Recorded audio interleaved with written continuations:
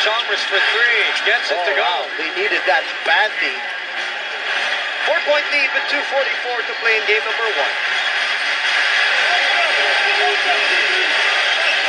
Ginobili against Allen. Parker coming off a couple of screens. Balik kay Ginobili. Green na naman. Nawala yung bola. Gets it back. Nalibre si Green. That's a turnover for San Antonio. Turnover number 23. But they haven't turned the ball over in quite a while. Since that run. Since that run. Parang Danny Green ang pumupunto sa kanila. Isang bucket ni Duncan and isang bucket din ni Diaw. Ayan, 12. Yung sinasabi mo. This playoff run this year, 12 lang per game of turnover. 14 in the regular season. Chalmers, Lewis, Allen, shakes Danny Green, comes up short on the three.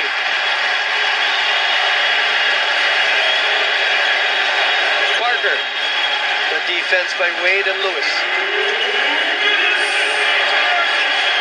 Mismatch, Duncan, Wade on him. Parker takes advantage of his own mismatch. A foul will be called on Wade. Wade hinatak yung shorts nitong si Tim Duncan. Alam niya na wala siya sa pwesto for that defensive rebound. And we haven't mentioned, Tony Parker looks absolutely great with his ankle. No problem for him. There was concern by the hometown fans how healthy his ankle would be. So far, so good for Tony Parker. Look at that burst of speed. Pero sideline inbound lang ito, dahil yung foul ni Dwayne Wade on the rebound. Leonard for three. Gets it to go. The barrage continues. Para dito sa San Antonio. What a time for them to find their stroke. And Leonard's been quiet. That's only his first triple of the ballgame. He was 0 for 1 before that. Pito na naman ang abante ng San Antonio. Chalmers. Walang mapuntahan. Miami turning the ball over. Turnover here. Horrible pass by Mario Chalmers.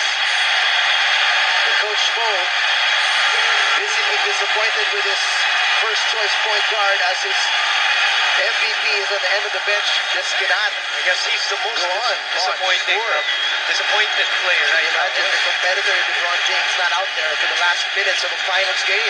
Remember, they had a 6-point lead here in the fourth quarter. Duncan, Parker for three. That just could be the dagger here. 10-point lead. And that is the biggest lead of the game. Para sa San Antonio, 105-95. You're watching the NBA Finals on ABS. A minute and 14. They're looking at game number 2 already here. Talking about the Heat as San Antonio establishes their biggest lead of the game at the perfect time para sa kanila. 64 seconds remaining and San Antonio poised to take itong unang game ng NBA Finals sa the 2014. TJ, what happened in the fourth quarter? Because Miami was up by 6, if I'm not mistaken. Well, they finally got their 3-point shots to fall. 0 for 5 sila sa third quarter. And then in this quarter, they've hit 5 3-pointers. My estimate is about 5 out of 7 in this fourth quarter alone. And a big thanks to Danny Green for that. And then sumali pa dyan si Tony Parker at si Kawhi Leonard. And that just opened the floodgates para sa San Antonio. At para po sa mga hindi siguro makapanood ngayon at nakita lang ang score, the score does not indicate how this battle was for most of the game with 13 lead changes and 8 ties. Ito, barrage na lang ito dito sa dulo. That will count to the stat of the threes that the Spurs have hit here in the fourth quarter. What a finishing kick by the home team. 110-95. At nakauna na po ang San Antonio sa 2014 NBA Finals. Game number 2 will be aired 9:15 here on ABS-CBN. Tim Duncan, 21 points. Manu Ginobili with 16. Parker with 19. Danny Green with 13 in the big fourth quarter by Danny Green helping San Antonio to clinch itong game number 1. For TJ Manotoc, I'm Boom Gonzalez. At sa lahat po ng bumubuo ng ABS-CBN Sports, maraming salamat, mabuhay, Tim, you at ended this game magkita-kita on a po tayo sa 31-9 Lunes dito po run. sa ABS-CBN. We stopped turning the ball over. Yeah, we stopped turning the ball over. All of a sudden, it turns into us with ball movement and our shooters getting open shots. What we were trying to get to all game long, we weren't able to get to it. They were too much in the passing lanes. Their defense was too aggressive, and we just couldn't find a way. Kept pushing, and we found a way. What kind of physical test was it in here in this arena with the temperature being what it was?